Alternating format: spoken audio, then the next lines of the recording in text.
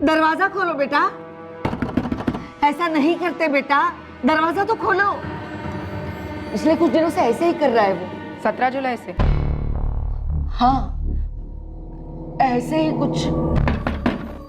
Madhav, police, दरवाजा नहीं खोलोगे तो हम तोड़कर अंदर आएंगे।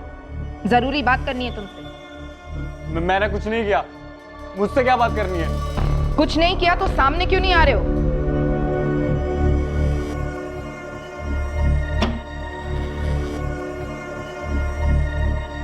सोलह जुलाई की शाम को उस घर में आखिरी कॉल तुम्हारा था, नेहा दीक्षित। क्या बात करनी है आपको? बात थाने में होगी। देखो माधव, चुप रहकर तुम अपनी खुद की कब्र खोद रहे हो और हमें यह सोचने पर मजबूर कर रहे हो कि रामनाथ और उसके परिवार की कब्र तुम ही ने खोदी। नहीं सर, ये क्या बोल रहे हैं आप? तो सच क्या है? क्या हुआ था?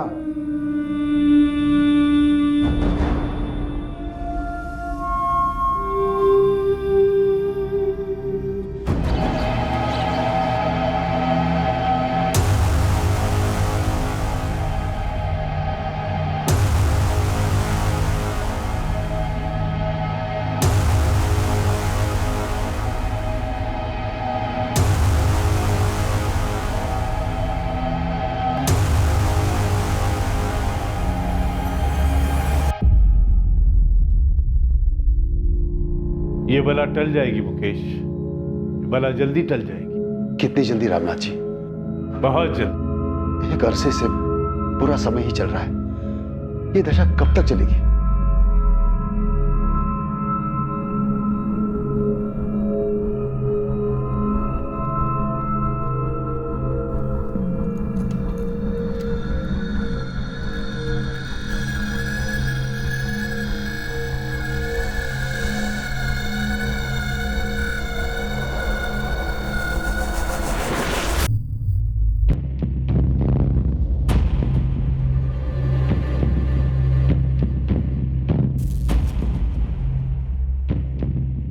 तीन हफ्ते मुकेश, सिर्फ 3 हफ्ते। 3 हफ्तों के बाद तुम्हारी तकदीर बदल जाएगी मुकेश। उज्जवल भविष्य नजर आ रहा है मुझे। हमारे आसपास जितनी भी मुश्किलें हैं सब धीरे धीरे गायब हो जाएंगी। बहुत बहुत धन्यवाद रामनाथ जी, बहुत बहुत धन्यवाद। आप जैसा कहेंगे मैं वही करने के लिए तैयार हूं। बस एक बार ये दशा टल जाए।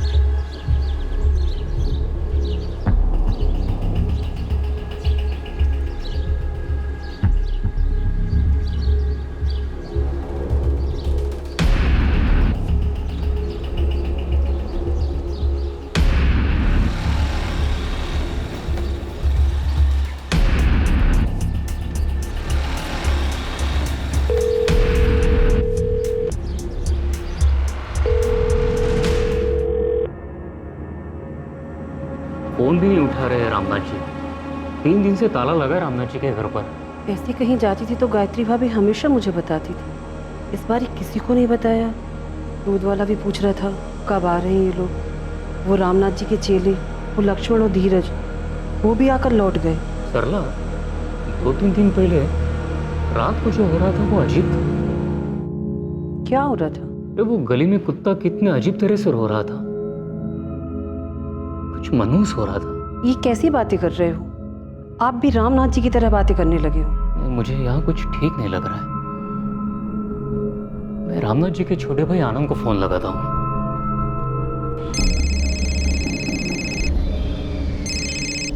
नहीं रोहित, रामनाथ भैया ने मुझे कुछ नहीं बताया। हुआ क्या? नहीं, बस वो फोन नहीं उठा रहे हैं और 3 दिन से घर पर ताला है। 3 दिन से ताला लगा हुआ घर पे? हाँ आनंद, मैंने आखिरी बार उन्हें 16 जुलाई को देखा था, उसके बाद कोई भी नहीं दिखा।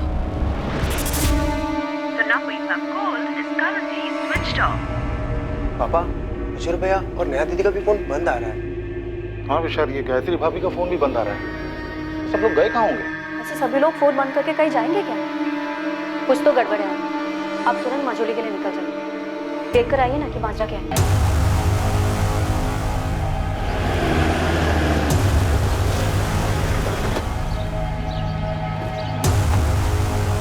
सर, मैं आनंद दीक्षित, रामनाथ दीक्षित का छोटा भाई। हो सकता है वो किसी ऐसी जगह पर गए हों जहाँ मोबाइल का नेटवर्क ना मिलता हो। नहीं सर, ये रोहित जी हैं, भैया के पड़ोसी। सर, ये धीरज है, ये लक्ष्मण है, भैया के शिष्य हैं। इनमें से किसी को भैया ने कुछ बताया नहीं कहीं जाने के प्लान के बारे में। तो आप चाहते हैं कि हम ताला तोड़े और अंदर देखें? मुझे लगता है यही ठीक रहेगा।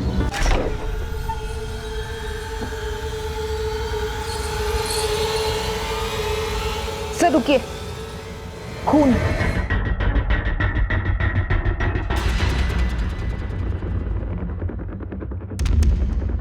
भाविका, अंदर देखो। Yes sir.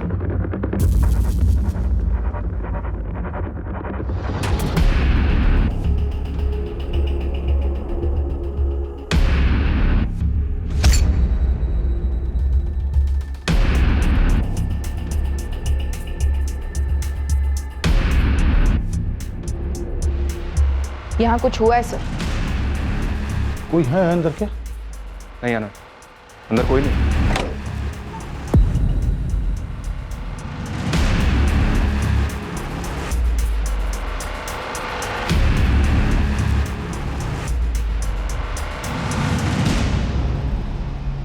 यहाँ जिस तरह से कपड़े बिखरे हुए हैं, लग रहा है जैसे कोई कुछ ढूंढ रहा था। सर, दूसरे वाले बेडरूम की अलमारी और लॉकर भी खोले गए। सर, अलमारी आधी खुली हुई थी, लॉकर भी मैंने खुला पाया, पूरा खाली। ये रामनाथ जी तिजोरी में जेवर कैश कुछ रखते थे क्या? ओके सर, रामनाथ भैया के जितने क्लाइंट हैं, मतलब जितने लोग मिलने आते हैं, वो कैश में पेमेंट करते हैं। कभी कभार तो गोल्ड में पेमेंट होती है। गोल्ड में? जी सर, लेकिन हुआ क्या है यहाँ? मेरे भैया भाभी और उनके बच्चे कहाँ हैं? तोमर, फॉरेंसिक टीम को तुरंत आने को कहो। यहाँ कुछ तो हुआ है। सर, घर के पीछे वाले आंगन में आइए, कुछ हुआ है वहां।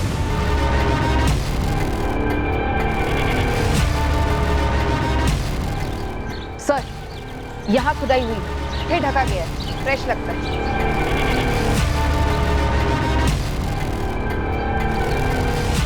मुझे आइडिया नहीं सर, मैं यहाँ भैया के यहाँ काफी अर्से बाद आया। ये जमीन कुछ ज्यादा ही खोदी गई है सर। सर, घर के अंदर खून के धब्बे तो हैं, लेकिन कोई लाशें नहीं। हो सकता है यहाँ।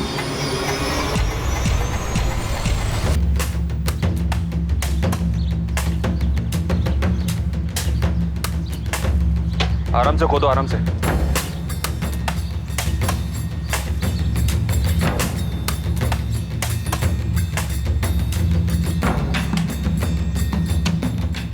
सर, अभी तक तो हमारे हाथ कुछ नहीं लगा, लेकिन सर यहाँ जरूर कुछ मिलेगा।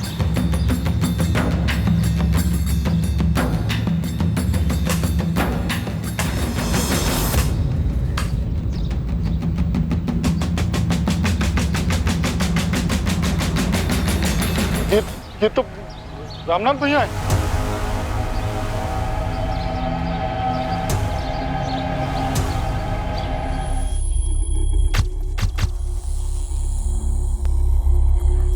चारों पर छुरे जैसे किसी हथियार से वार किया गया है। सबकी जगुलर वेन काटी गई है। ये गले की ये नस, ऐसी हालत में मौत ऑन द स्पॉट होती है। हमला एकदम अचानक किया गया होगा, क्योंकि पड़ोसियों ने किसी भी तरह की कोई आवाज नहीं सुनी। हमने तो कोई चीखने चिल्लाने की आवाज नहीं सुनी थी। 17 तारीख की सुबह से ये लोग दिखे ही नहीं, तब से ताले लगा है घर में। लक्ष्मण, धीरज, क्या लगता है तुम्हें? रामनाथ जी के पास 16 की रात को कौन आया होगा जो ऐसा करके? पता नहीं साहब, 16 की शाम को गुरुजी के साथ बैठक हुई, उसके बाद मैं अपने घर चला गया। मैं भी साहब, मैं और लक्ष्मण साथ ही निकले थे।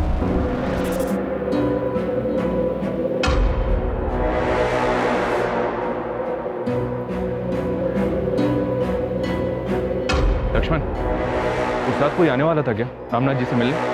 गुरुजी ने तो ऐसा कुछ बताया नहीं।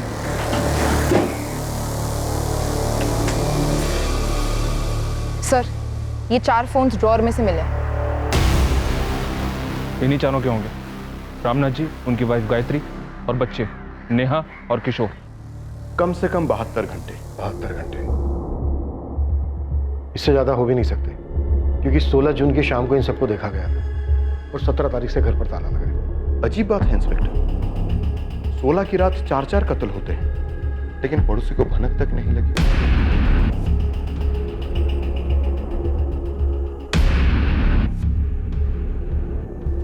उस रात को कोई कुत्ता बड़ी डरावनी तरीके से रो रहा था, बस मुझे इतना ही याद है सर। कुत्ता रो रहा था? हाँ, मैं उठ गया था, बहुत ही मनोज सा लग रहा था, घबराहट सी होने लगी थी सर। फिर मैं थोड़ी देर में फिर से सो गया था। आनंद जी, आपके भाई काला जादू वगैरह करते थे? नहीं, भविष्यवाणी करते, लोगों की मुश्किलें हल करते थे। तुम दोनों रामनाथ जी से क्या सीख रहे थे? ज्योतिष विद्या मैडम, लोगों का भविष्य देखकर उपाय बताना। आनंद जी, आपके भाई की किसके साथ ऐसी जानी दुश्मनी थी जिसने परिवार सहित उनका कत्ल कर दिया?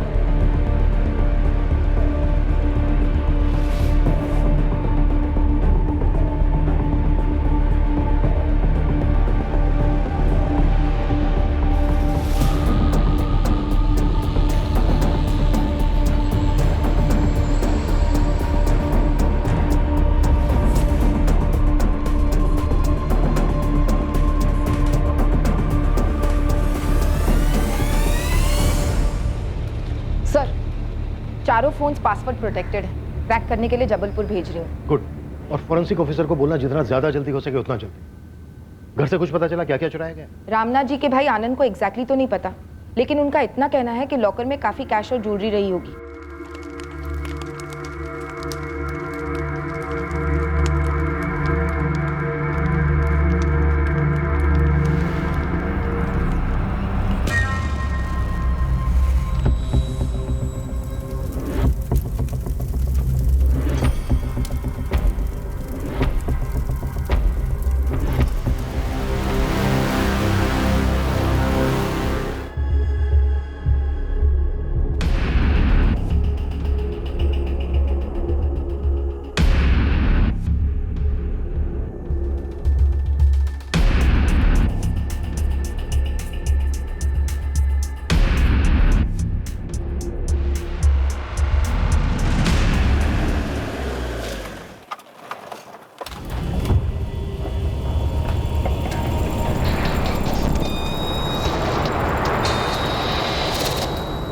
रामनाथ जी संदूक की चाबी अपनी कमर से बांध कर रखते थे, क्यों? हाँ साहब, ये संदूक कोई और खोलता नहीं था, सिर्फ गुरुजी ही खोलते थे। अब तुम खोलो, ये लो, खोलो।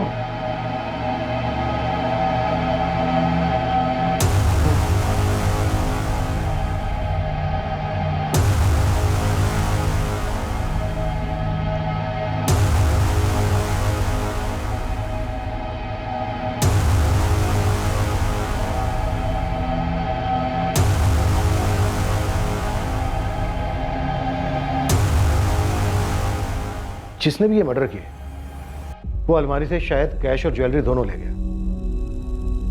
फिर उसे एक संदूक क्यों नहीं खोला होगा? हमें कैसे पता होगा साहब? ये संदूक के अंदर क्या चीजें हैं? साहब ये गुरुजी की चीज़ें हैं। हमारे लिए तो संदूक को छूना भी मना था। ये उनके तंत्र मंत्र का सामान है क्या? साहब हमें सच में नहीं पता।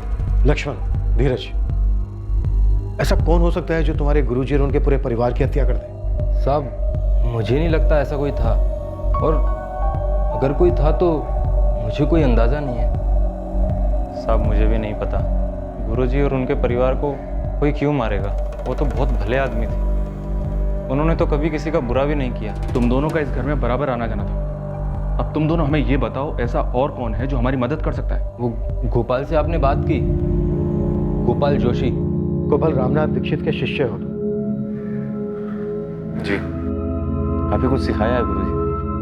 उनकी दी गई विद्या से, उनकी कृपा से आज मेरे खुद का व्यवसाय जम गया। आखिरी बार कब मिले थे रामनाथ दीक्षित से? कुछ रोज पहले रास्ते पे मिले थे। हमेशा की तरह उनका मुस्कुराता हुआ चेहरा। गोपाल रामनाथ दीक्षित को गला काट के मार दिया गया, पूरे परिवार की हत्या कर दी गई है। सर देर रात हुआ होगा। वो पड़ोसी रोहित कह रहा था कि उस रात को एक कुत्ता बहुत अजीब तरह से रो रहा था और काफी देर तक रो रहा था। इस तरह कुत्ते के रोने को अपशगुन माना जाता है और रामनाथ तांत्रिक विद्याएं करता था। मनचंदा, ये खून के धब्बों के बीच की जो दूरी है ना, इन मर्डर्स की कहानी बयां कर रही है। कत्ल एक के बाद एक हुए।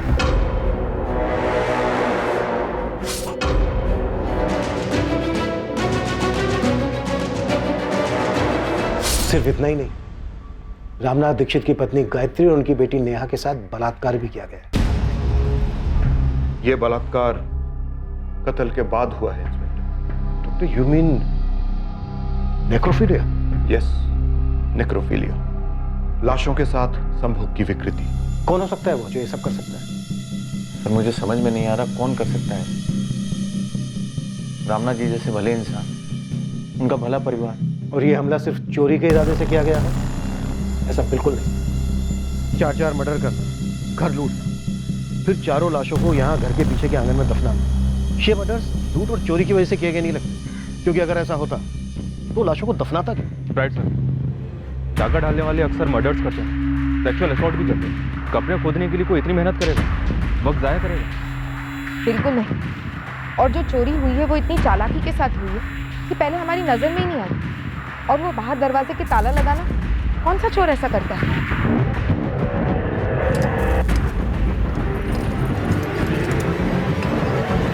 ये कोई निजी मसला है, या तो ये किसी जान पहचान वाले बहुत ही करीबी इंसान ने किया है, या फिर किसी से करवाया है बाकायदा डिटेल्ड इंस्ट्रक्शंस के साथ। कौन कहां पर होगा, क्या कैसे करना है, और क्या चीज कहां पर मिलेगी। लक्ष्मण और धीरज ने हमें बताया कि 1 साल पहले तक तुम अपने गुरु और उनके परिवार के काफी करीब थे। सर करीब था क्योंकि गुरु थे मैं।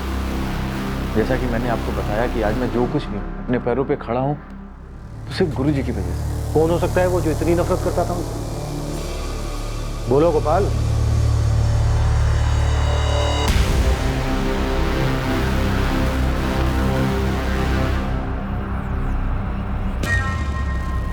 दावे के साथ तो नहीं कह सकता, लेकिन उनके छोटे भाई आनंद। क्या आनंद दीक्षित?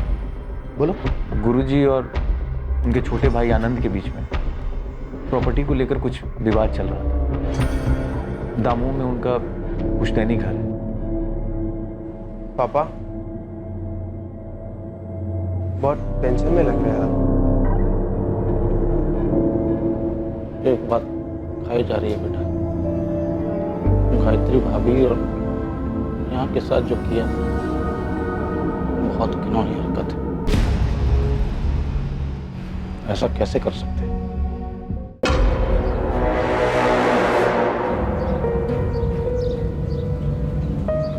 लक्ष्मण, क्या तू भी वही सोच रहा है जो मैं सोच रहा हूँ?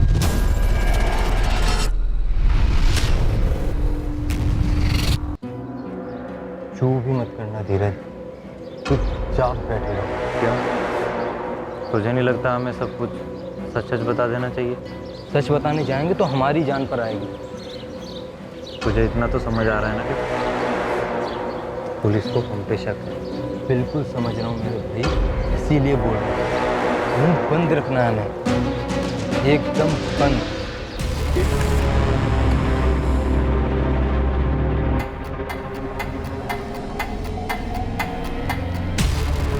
The number you have called is currently switched off. गिरी, ये नंबर 4445791124 फोन कंपनी से पता करो किसका है, अर्जेंट। जी मैडम।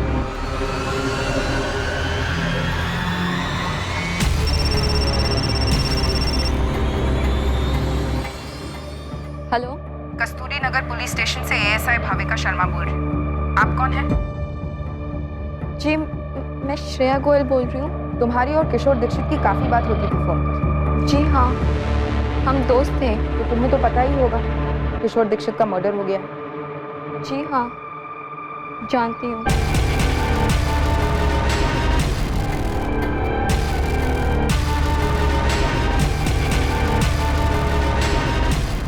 साहब मैंने पता किया, दमोह में पुश्तैनी घर को लेकर दोनों भाइयों में काफी खटास थी। तो ये गोपाल जो बता रहा था रामनाथ के भाई आनंद के बारे में, वो सच है?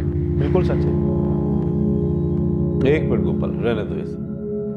ये मेरा छोटा भाई ये चाहता है कि वो दमोह वाला घर पे पूरा इसके नाम कर। 15 लाख देने थे, 8 दे चुका है, 7 बाकी है।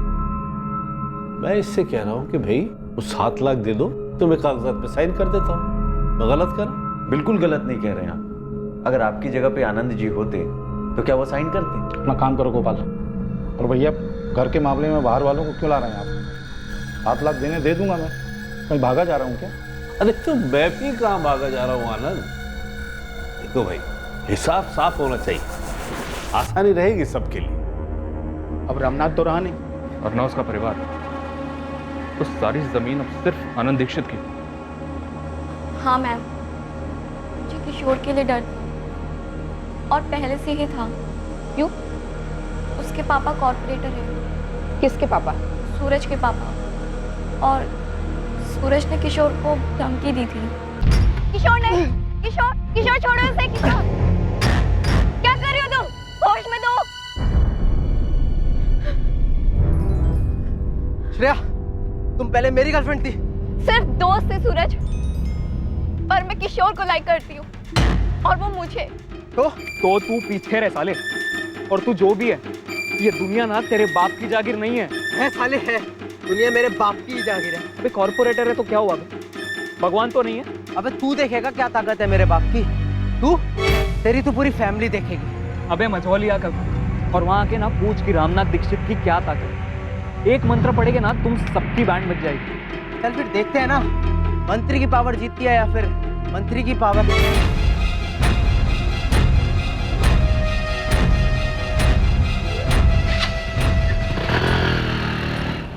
मैं किशोर के लिए डरती थी। सूरज ने किशोर को धमकाया था कि वो उसको और उसकी फैमिली को सबक सिखाएगा। जब 3 दिन तक मैं किशोर से कांटेक्ट नहीं कर पाई, उस दौरान मुझे सूरज मिला। श्रेया, बैठ ना, कॉलेज ड्रॉप कर देता हूँ तुझे। No thank you. अच्छा सुन ना, यार वो नहीं दिख रहा, क्या नाम था उसका? हाँ किशोर, कहाँ गया? सूरज, किशोर कहाँ है? मुझे क्या पता, ध्यान लगा कर बैठा होगा ना अपने बाप जैसी पावर पाने के लिए। मैं पूछ रही हूँ किशोर कहाँ है? देख श्रेया, तेरे लिए अच्छा यही रहेगा कि तू भूल जा उसको। तू मेरी है, लौट आ मेरे पास, तुझे वापस आना ही होगा। तुम्हें लगता है सूरज का कोई हाथ है इस हत्याकांड में? वो बहुत पावरफुल लोग हैं, उनके कनेक्शंस ऊपर तक हैं। वो कुछ भी कर सकते हैं या करवा सकते हैं। मैं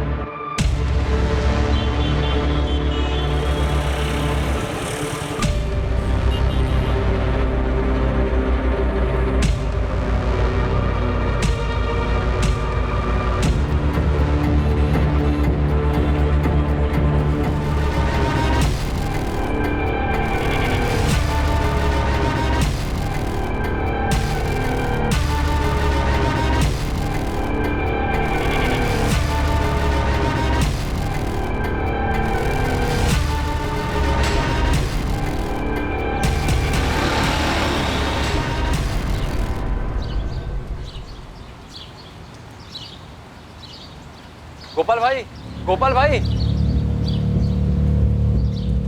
भैया वो लक्ष्मण और धीरज मिलने आए हैं।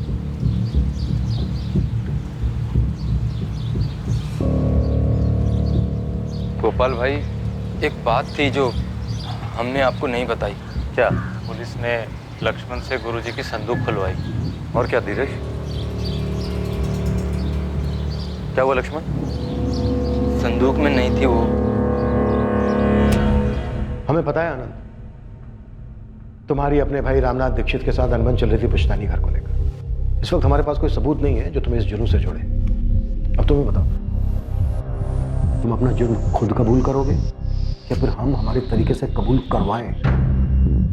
कम से कम 2 लोग थे, शायद 3, जिन्होंने रामनाथ दीक्षित और उनके परिवार की हत्या की।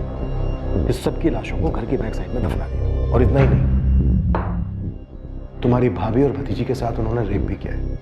ये किराए के लोग भी हो सकते हैं और एक ना एक दिन हम इन्हें धर ही लेंगे। फिर ये लोग हमें बताएंगे कि किसने उन्हें सुपारी दी थी।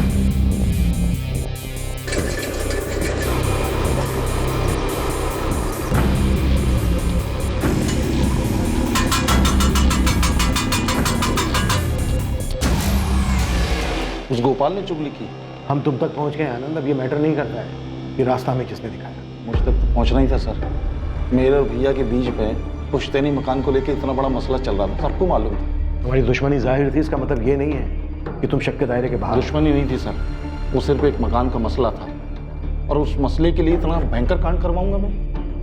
अपने भाई की हत्या करवाऊंगा अपनी भाभी और भतीजी के साथ? इतनी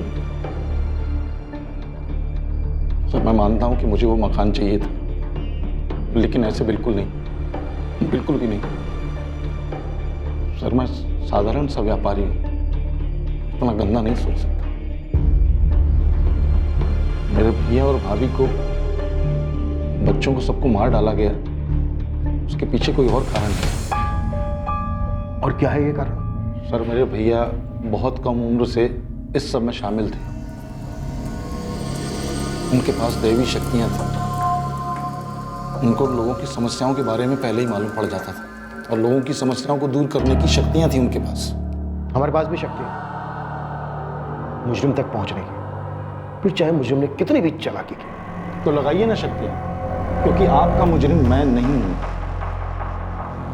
रामनाथ दीक्षित मेरे सगे भाई थे।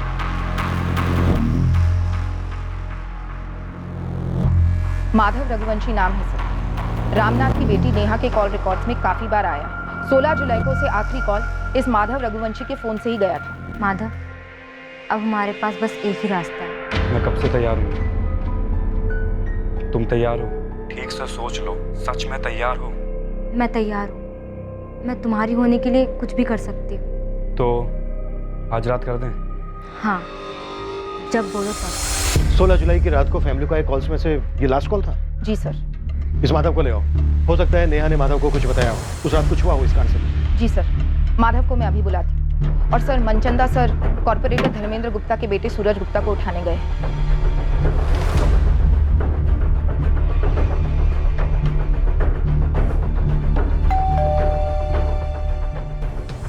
इंस्पेक्टर, तुम मेरे ही घर में घुसकर मुझसे ये पूछ रहे हो कि मेरे बेटे ने यह कांड किया और इस कांड को अंजाम तक पहुंचाने में मैंने इसकी मदद की है, वो भी उस किशोर के साथ हुए पिद्दू से झगड़े के लिए। मैं एग्जैक्टली यही पूछ रहा हूँ। आप कोऑपरेट करेंगे तो सबके लिए अच्छा होगा। काफी बहादुर हो सब इंस्पेक्टर कुशल मनचंदा। उस श्रेया ने कान भरे हैं ना आपके, लेकिन उसने ये तो नहीं बताया होगा कि उसके किशोर ने क्या धमकी दी थी मुझे। किशोर और उसके परिवार वाले मारे गए, हत्या उनकी हुई है। वो आप लोग निकलवाते हैं ना फोन रिकॉर्ड वगैरह, पहले वो निकलवाइए। जब हमारे खिलाफ सबूत इकट्ठा हो जाए तब आप यहाँ पे रहिए। और हाँ, ये बेवकूफ़ी को ना बहादुरी ना समझिए, महंगी पड़ेगी।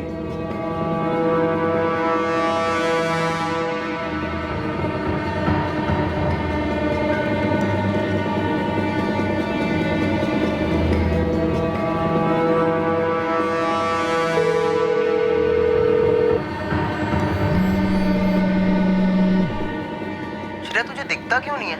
हमारी तकदीर में था मिलना और तकदीर ही मिला नहीं है।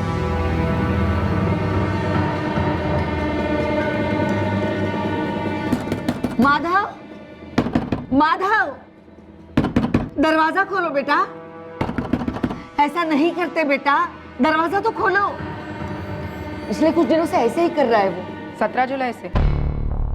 हाँ, ऐसे ही कुछ। माधव, पुलिस, दरवाजा नहीं खोलोगे तो हम तोड़कर अंदर आएंगे। जरूरी बात करनी है तुमसे। मैंने कुछ नहीं किया, मुझसे क्या बात करनी है? कुछ नहीं किया तो सामने क्यों नहीं आ रहे हो?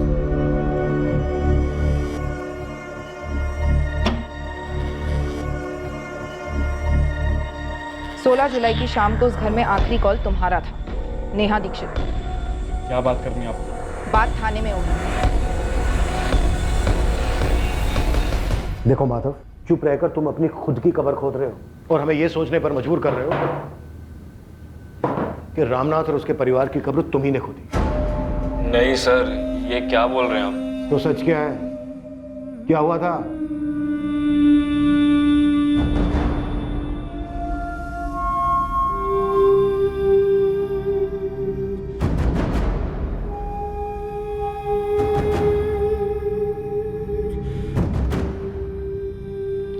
सर, नेहा और मैंने उस साथ भागने का प्लान बनाया था। तुम दोनों भागने वाले थे, ये बात हुई थी फोन पर? जी सर, सीरियसली बोल रहा हूँ नेहा। आज रात। मैं भी कम सीरियस नहीं हूँ माधव। आज रात तो आज रात को 2:30 बजे घर से निकल कर बाहर आ जाओ। मैं इंतजार करूँगा। रामनाथ जी, वो हमारे रिश्ते के बारे में जानते थे, सख्त खिलाफ थे वो। सारी दुनिया का भविष्य देखता हूँ, तो क्या खुद की बेटी का भविष्य नहीं देखूंगा? इस माधव के साथ तुम्हारा आगे कुछ भी नहीं है बेटा। लेकिन बाबा, हम 11वीं क्लास से एक साथ। अब आगे नहीं होगा बेटा। तुम आज ही माधव के साथ सारे रिश्ते तोड़ दो। शुरू में कठिनाई होगी, पर बाद में सब ठीक हो जाए। और मेरा विश्वास करो बेटा, अच्छा समय आएगा, बहुत अच्छा समय आएगा। हम दोनों कॉलेज टाइम से भागने का प्लान बना रहे थे। उस रात हम दोनों ही जोश में थे। मैं थोड़ी देर पहले उसके घर के बाहर इंतजार कर रहा था, लेकिन सर वो आई ही नहीं। फिर मैंने सोचा कि घर के अंदर जाऊं। घर पे ताला देखकर मैं शॉक रह गया। एक अजीब सा डर भी लग रहा था कि शायद उन्होंने बाहर आते हुए उसे पकड़ लिया और कहीं ले गए उसे छुपा दिया है सर। नेहा का फोन ऑफ जा रहा था सर, और डर के मारे मेरी जान भी जा रही थी। और फिर मैंने सुना कि क्या हुआ था वहां। मैंने नेहा को खो दिया सर। मैं प्यार करता था उससे, शादी करने वाले थे हम।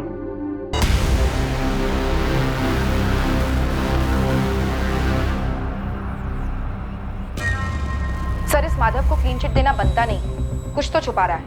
उसी रात भागने का प्लान बनाना अटपटा लगता है। सर, मुझे लगता है कॉर्पोरेटर धर्मेंद्र गुप्ता और उसका बिगड़ा बेटा सूरज, ये दोनों इस कांड में शामिल हैं। और मैंने अभी तक आनंद दीक्षित को क्लीन चिट दी नहीं। मुझे उसका मोटिव स्ट्रॉन्ग लग रहा है।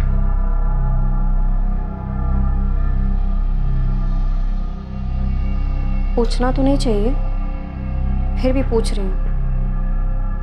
क्या यह घर अब पूरा आपके नाम पे हो जाएगा? पूछना नहीं चाहिए था और सोचना भी नहीं चाहिए था। अब सोच लिया है, पूछ लिया, तो एक बात ध्यान से सुनो। यहाँ मोहल्ले की औरतों के साथ गपशप में इस बात का जिक्र गलती से भी नहीं होना चाहिए। दुनिया भर के लोगों को आने वाले खतरे की चेतावनी देते रहे भैया, और अपने ऊपर टूटने वाले खतरे को भांप नहीं पाए। क्या पुलिस को संदूक में से यंत्र मिला?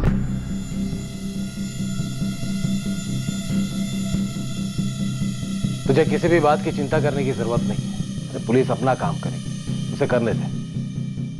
तुझे मैं कुछ नहीं होने दूंगा। मुझे रत्ती भर का डर नहीं है पापा। जो होना था वो होना ही था, तो हो गया। जो होना था वो होना ही था, सो हो गया। क्या बात है? माधव, तू मुझे छोड़ के भाग जाने वाला था। अरे नहीं माँ। लेकिन तू तो कह रहा था कि उस रात तू नेहा के साथ भागने वाला था। क्या बात है बेटा, तू कुछ छुपा रहा है मुझसे?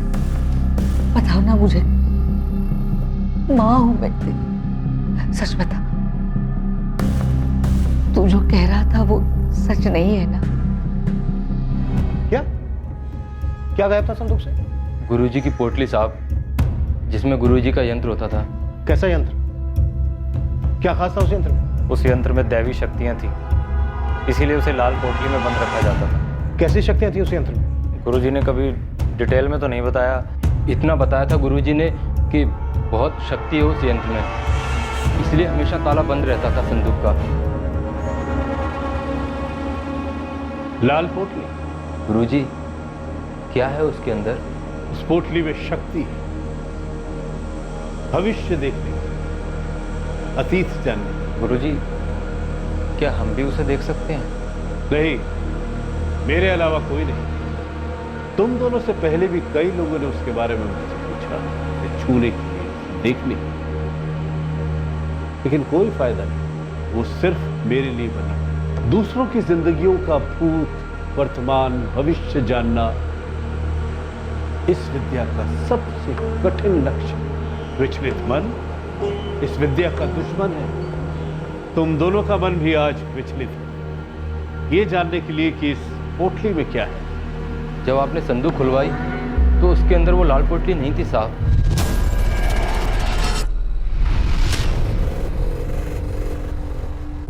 और ये बात तुम लोग अब हमें बता रहे हो? साहब, हम डर गए थे।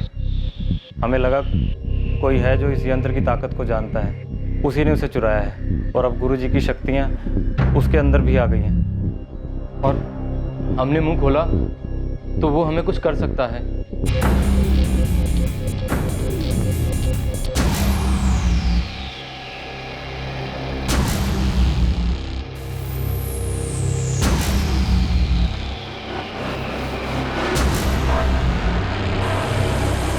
और अब ये सब हमें बताने की हिम्मत कहां से आ गई तुमने? हाँ? तुम दोनों ये खुद बताने आए हो या किसी ने भेजा तुम्हें? हमें किसी ने नहीं भेजा, हम खुद ही आए हैं। काफ़ी डरे हुए थे, फिर सोचा नहीं, हमारे गुरुजी की आत्मा हमारी रक्षा करेगी, पुलिस को सच बताना ज़रूरी है, इसलिए आ गए। और साहब, जो आदमी ऐसा कर सकता है वो एक तांत्रिक ही होना चाहिए। और वो साहब, हम दोनों को लगता है कि वो... क्या वो?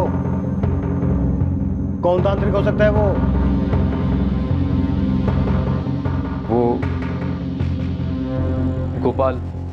गोपाल जोशी हो सकते हैं। संदूक में वो लाल पोटली नहीं थी, यंत्र कोई चुरा ले गया है। क्या गुरुजी और उनके परिवार का कत्ल उस यंत्र के लिए किया गया था? बकवास मत करो। पढ़ा नहीं तुम लोगों ने कि गुरुजी की पत्नी और उनकी बेटी के साथ क्या हुआ? कोई भी भक्त या गुरु ऐसा कभी नहीं करवाएगा। गोपाल भाई, आप ही बताइए हम क्या करें? पुलिस ने उनके सामने हमसे संदूक खुलवाई, उसमें लाल पोटली नहीं थी। ये लाल पोटली वाली बात पुलिस को बतानी चाहिए कि यंत्र के लिए कत्ल हुआ। नहीं हुआ। तुम दोनों ये यंत्र की बात भुला दो, और पुलिस भी ये यंत्र मंत्र की बात पे विश्वास नहीं करती। यहाँ माजरा कुछ और ही है।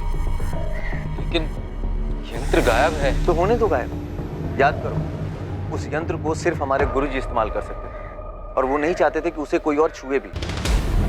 मेरी राय मानो, तुम लोग उस यंत्र के बारे में बात तक मत करो। गोपाल भाई की सलाह हमें अजीब लगी साहब।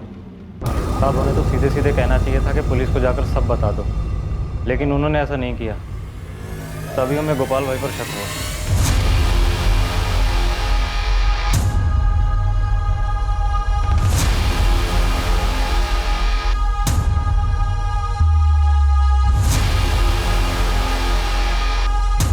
यंत्र? क्या बकवास है सर? सर, आस्था है लोगों की।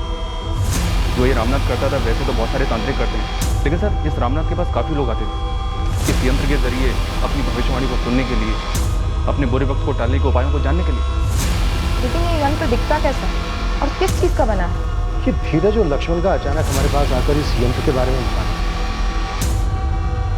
अगर ये जेन्युइन टिप नहीं है तो फिर ये क्या है और क्यों है? संदिग्धों की सूची में अब एक नया नाम जुड़ा।